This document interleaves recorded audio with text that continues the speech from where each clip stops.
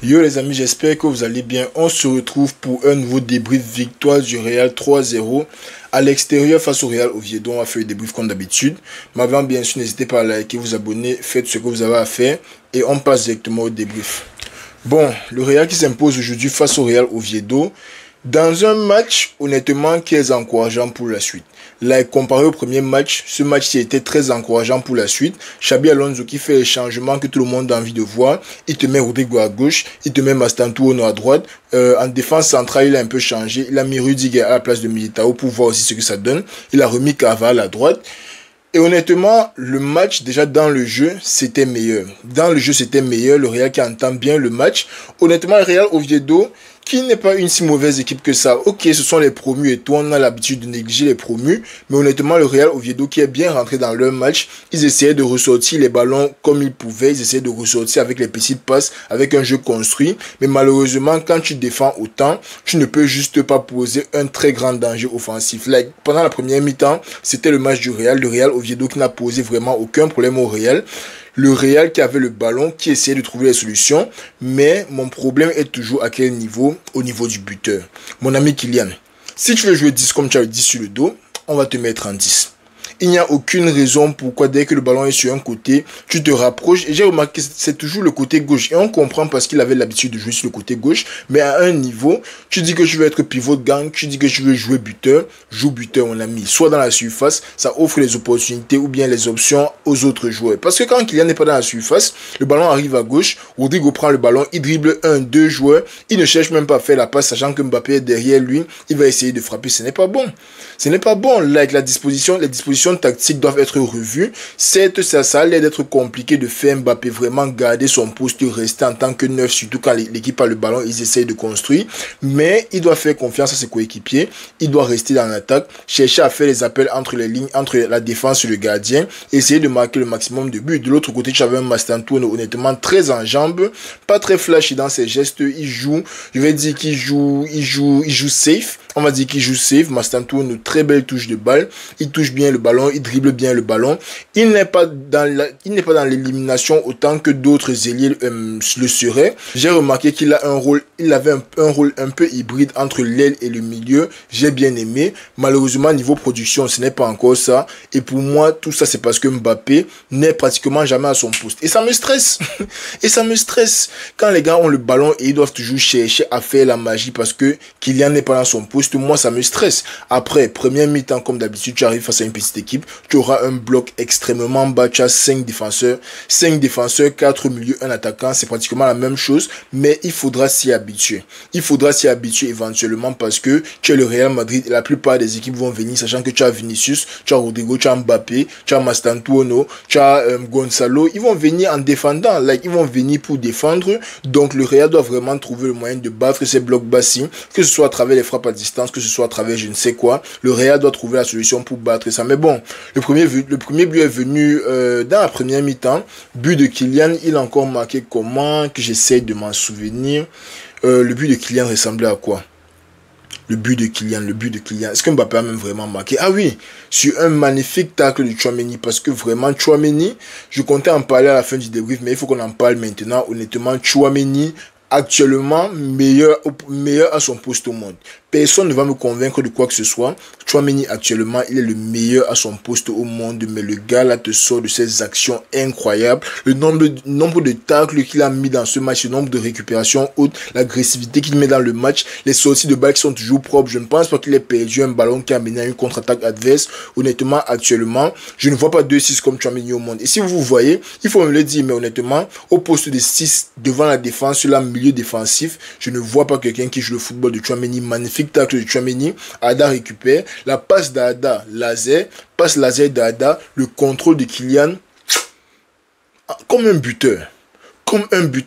Tu n'en attends pas moins de Mbappé. C'est pour ça que la saison passée, on était autant frustrés. Parce qu'on sait de quoi le PC est capable. On sait de quoi le joueur est capable. On a vu jouer au PSG. Sort-nous ça au Real. Et voilà. Contrôle orienté magnifique. Sans retoucher le ballon. Il mèche. But de Kylian 1-0. Le match est lancé. Les gars sont obligés de sortir. Et là, le match est ouvert. Parce que le plus dur contre ces petites équipes, là, c'est marqué assez tôt. Kylian vient, il marque son but. En deuxième mi-temps, le match qui s'ouvre complètement. Bon, maintenant que le match est ouvert, Le problème, c'est que comme j'ai dit au début de la vidéo, Real Oviedo, c'est une bonne équipe. Real Oviedo, c'est une bonne équipe. Ça va pas me surprendre s'ils finissent dans la première moitié du tableau. Les gars, s'ils savent poser le ballon, ok, aujourd'hui, ils sont tombés contre une équipe du Real beaucoup trop forte pour eux. Et ça, c'est même pas à travers. C'est dans les petits trucs que tu vois ça. Tu vois les positionnements défensifs, tu vois les positionnements offensifs. Le Real garde tout le temps le ballon. Quand Oviedo récupère le ballon, il n'y a jamais assez de joueurs pour progresser. Mais quand tu vois ce qu'ils ont affiché en deuxième mi-temps, il y a vraiment de quoi faire dans cette équipe. Il y a vraiment de quoi faire dans cette équipe. Et côté madrilène, moi j'apprécie parce que honnêtement, si c'est pas le tir sur le poteau et l'arrêt de Courtois, rien n'a fait défensivement. Bon, pas rien n'a fait défensivement, mais pas d'action dangereuse pour les adversaires. Et c'est ça qu'on veut. C'est ça qu'on veut voir. On veut voir un match dans lequel on arrive à maîtriser. Et même dans les moments où on ne maîtrise pas, on n'est pas mis en danger. Courtois n'a pas à faire 6 arrêts pour nous sauver la cacahuète chaque match. Et c'est exactement ce qu'on a eu aujourd'hui, malgré le fait que Oviedo se soit sorti. Ils aient touché beaucoup plus de ballons en deuxième mi-temps. Ils aient essayé d'attaquer beaucoup plus. Il n'y a pas beaucoup d'occasions qui soient venues à travers leurs attaques là. Si ce n'est la frappe pied gauche qui a tapé le poteau ou la frappe de... Oh, j'oublie le nom des gars. Mais la frappe pied gauche, mais magnifique arrêt de Courtois sur cette frappe là. Mais à part ça, le Real qui n'a pas vraiment été mis en danger tout le match. Et là, Xabi fait les changements. C'est ce que j'aime chez Xabi. Il voit que quelque chose stagne. Il fait le changement. Il t'enlève Rodrigo. Il t'enlève Mastantuono. Il te met Vinicius et Brahim. Meilleure décision de Xabi. Meilleure décision de Xabi. Parce que moi, je crois que quand ta star joue mal, il faut le mettre au banc un peu pour qu'il comprenne que mon ami, quand tu entres là, il faut doubler d'agressivité. Quand tu entres là, il faut redoubler d'efforts. Même si tu n'es pas en jambe Vinicius, quand on te met au stade, il faut te donner à 200%. Il faut essayer de faire jouer les autres. Si toi-même tu n'arrives pas à jouer, c'est exactement ce que Vinicius fait. Vinicius entre dans le match très posé. Il essaye de dribbler, ça ne passe pas. Qu'est-ce qu'il fait? Il met la pression, il récupère le ballon. Il donne la passe à Kylian et c'est tout. Donnez le ballon à Kylian. Mais donnez le ballon à Kylian. 2 matchs, 3 buts. Donnez le ballon à Kylian. On continue comme ça, il va finir la saison avec 1 but par match et plus de buts que de matchs. C'est obligé, c'est son destin. Le petit effort, donnez-lui le ballon. Magnifique pression de Vinicius, il récupère un ballon haut. Et c'est ça un problème que j'ai avec le Real. Ils mettent une pression beaucoup trop contrôlée, beaucoup trop posée, beaucoup trop moyenne, maîtriser un genre, dans le sens où ils essayent seulement de t'enfermer et te forcer à dégager. Ok, c'est bien beau d'enfermer l'adversaire, mais mettez la pression pour récupérer le ballon haut. Le problème, ce n'est pas que le gars dégage, le ballon arrive derrière, on récupère comme ça. Parfois, il faut mettre la pression assez tôt, récupérer le ballon. Et ça, ce sont les choses que j'ai vues en mondial des clubs, que je n'ai pas encore eu l'opportunité de voir ici. Alors, peut-être c'est parce que maintenant, il y a Kylian. Parce qu'honnêtement, Gonzalo, en Coupe du Monde des clubs, il mettait énormément la pression. Maintenant, tu as un Kylian qui, par moment, met la pression. Like, on va pas complètement chier sur Mbappé. Parfois, il met la pression, mais sa pression n'est pas aussi forte que la pression d'un Gonzalo. Mais quand tu vois la pression que Vinicius met sur l'action là, si on pouvait mettre ce genre de pressing, même 50, 60 minutes par match, on va gagner beaucoup plus de matchs et récupérer beaucoup plus de ballons haut. On va récupérer beaucoup plus de ballons haut, surtout contre les adversaires qui veulent montrer qu'ils veulent jouer au ballon. Vinicius récupère, il donne à Kylian, doublé de Kylian, 3 buts en 2 matchs. C'est tout. C'est tout. Et là, Kylian peut sortir tranquillement. J'ai aimé le changement tactique de mettre un peu Kylian en 10, mais honnêtement, dans ce match-ci, ça n'a servi pratiquement à rien. On a eu un match amical récemment là où il a testé ça. Honnêtement, j'ai bien aimé. Aujourd'hui aussi, j'ai bien aimé. Mbappé était un peu plus reculé sur le terrain, ce qui faisait que Gonzalo occupait l'espace de devant là. Mais mon problème dans ça, c'est que si Mbappé ne revient pas défendre, là, tu défends à 6 contre peut-être 7 joueurs. Là, tu défends à pas assez contre trop beaucoup. C'est ça mon problème avec ça. Mais j'aime bien voir Mbappé sur Gonzalo, sachant qu'il a quelqu'un avec qui il peut combiner, là, quelqu'un sur qui s'appuyer. Et même quand il revient demander le ballon derrière, on sait qu'il est capable de passer. On sait qu'il est capable de dribbler et il y a toujours une présence dans la surface. Mais bon, Kylian qui marque son deuxième but et qui sert de sa place, et Vinicius qui a eu son but. Premier but de la saison de Vinicius, je suis très content les amis. Je suis très content, pourquoi? Parce que Vinicius, on est tous d'accord que le gars n'est pas... je ne sais pas où il est, mais il n'est pas avec nous à Madrid. Je ne sais pas où Vinicius est depuis un moment, mais ça ne donne pas. Le Vini qu'on avait en 2024 nous manque. Il nous manque et pour moi, il doit prendre tout ce qu'il peut prendre pour lui remettre la confiance. Même si c'est une passe à Kylian, ça te remet la confiance. Pas besoin de négocier quoi que ce soit avec les défenseurs. Pas besoin d'insulter les défenseurs. L'arbitre ne parle pas, tu ne parles pas, c'est le but. Sur le deuxième ballon, on récupère assez haut. Belle passe pour Brahim.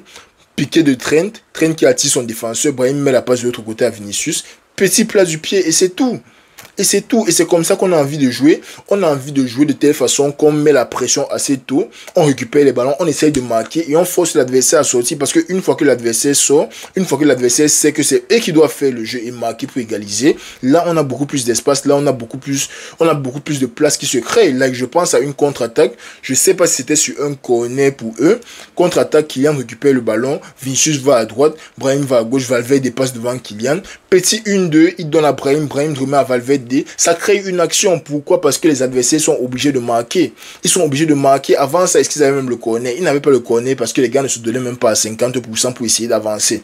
Ils ne se donnaient pas à 50% pour essayer d'avancer, mais en général, très beau match du Real. Il y a encore de la place pour s'améliorer. Il y a encore de l'amélioration à faire. Mais honnêtement, jusqu'ici, deuxième match de la saison, deuxième match officiel en tout cas de la saison. Très beau match du Real. Honnêtement, je n'ai rien à dire. Défensivement, ils ont été posés. Offensivement, il y a encore quelques réglages à faire. Je pense que ça ne bouge pas encore assez. Mais aujourd'hui, on a vu beaucoup plus de mouvements que ce qu'on a vu dans le premier match. On a eu un Rodrigo qui est revenu. Il a bien joué. Il a fait son job. Même comme, honnêtement, rien ne montre que Rodrigo va rester dans le club. Mais un Rodrigo qui est arrivé, il a fait le job. Mastantuono, il a été titulaire. Je pense qu'il a bien fait le job. Un Ada beaucoup plus posé que dans le premier match, qui trouvait beaucoup plus d'espace que dans le premier match, qui a donné une passe D. Beau match d'Ada aussi. Un Valverde est toujours dans l'effort, qui fait les efforts, qui court, il monte, il descend. Magnifique Valverde. On a eu un Mbappé qui a joué un peu comme un buteur. Il touche, il marque. Il n'est pas dans les machines que, petit frère, ton but c'est de marquer. C'est littéralement ça. C'est pour mettre les buts. Tu es dans le stade pour mettre les buts. Dès que le ballon arrive, tu t'occupes du but et c'est tout. Défensivement, tu as un Tchouaméni mais monstrueux. Latéral gauche, Carreras qui fait très plaisir honnêtement. Même comme je pense qu'il est un peu embrouillé avec nos ailiers parce que nos ailiers honnêtement, ils ne sont pas là pour jouer le collectif. Ils sont là pour dribbler et créer des actions. Donc Carreras, il va devoir s'habituer à jouer avec les ailiers qu'on a.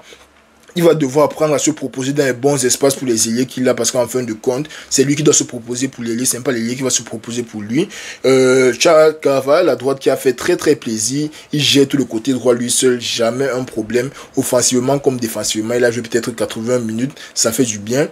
En défense centrale, tu as un Rudiger qui est bien revenu. Honnêtement, Rudiger qui est bien revenu, il a ramené la bonne agressivité, il a bien fait ce qu'il avait à faire, magnifique. Et tu as Haasen qui honnêtement, il a cimenté son poste. Haasen, on est déjà dans une situation où on a 2 postes, 5 joueurs, 1 ici, 4 ici. C'est comme ça que c'est maintenant au Real. Et moi, ça ne me dérange pas. Tant que Haasen continue de sortir les performances, je pense que Xabi va continuer de le faire jouer. Et honnêtement, jusqu'ici, il n'est pas inquiétant. C'est vrai qu'il y a eu un ballon, un centre où il a renvoyé le ballon un peu trop mollement. Son dégagement c'était un peu un dégagement. Il a seulement touché pour renvoyer ça d'où ça venait. Ça m'a un peu gêné, mais à part ça, honnêtement, le petit fait tout bien. Il fait tout bien. Ce qu'il fait, ce qu'il décide de faire, il fait et ça marche. Donc, jusqu'ici, moi, je ne me plains pas. Et enfin, au goal, Thibaut Courtois, qui, merci Seigneur, a un arrêt à faire maintenant par match. Merci Seigneur, Thibaut Courtois peut enfin se reposer. Et ce qui est bien, c'est que même dans les matchs comme celui-ci, là où il n'y a aucun tir cadré, premier tir cadré qui est une mèche, mais incroyable. Non, deuxième tir cadré, si je ne me trompe pas, parce qu'il y a eu un tir d'extérieur de la surface avant ça. Mais premier danger réel, où il faut sortir un arrêt important, Courtois te sort l'arrêt là, comme si de rien n'était. Comme si de rien n'était, Courtois arrive et il te sort l'arrêt. Ça fait du bien. Maintenant, on sait qu'il y a les polémiques d'arbitrage. On va dire que sur le premier but de Mbappé, il y avait faute, mon ami. Il y a 2 pénaltys non sifflés pour le Real avant ça. 2 pénaltys non sifflés. Je ne vais même pas entrer dans le débat d'arbitrage parce que on sait comment ça se passe. Tous les matchs, il y aura toujours ceci à dire, cela à dire. Et pour moi, l'arbitrage était curieux, mais pas scandaleux. Honnêtement, l'arbitrage était curieux. Il y a beaucoup d'actions où il a sifflé, ce qui ne devait peut-être pas siffler. Il a donné un carton jaune à Vinicius pour une simulation où honnêtement il aurait juste pu laisser passer.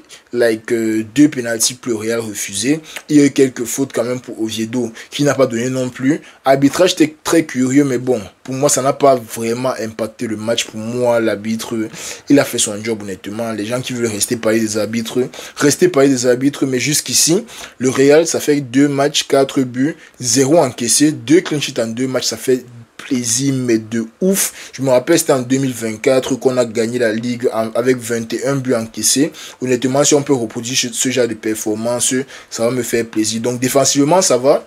Offensivement, il y a du progrès à faire. Mais tu as l'impression que petit à petit, ça s'améliore. Mbappé qui marque les buts. Vinicius qui est revenu prendre un peu de confiance. Un but, une passe en 30 minutes. Rodrigo qui a eu quelques minutes, mais honnêtement, on sait qu'il va partir. Honnêtement, au Real, tout a l'air de bien se passer jusqu'ici dans la saison. On attend voir le prochain match, je crois c'est samedi la semaine prochaine, on attend voir le prochain match. Mais jusqu'à là les amis, n'hésitez pas bien sûr à liker, vous abonner comme d'habitude. Et puis prenez soin de vous, on se reprend vendredi ou samedi la semaine prochaine. On est ensemble.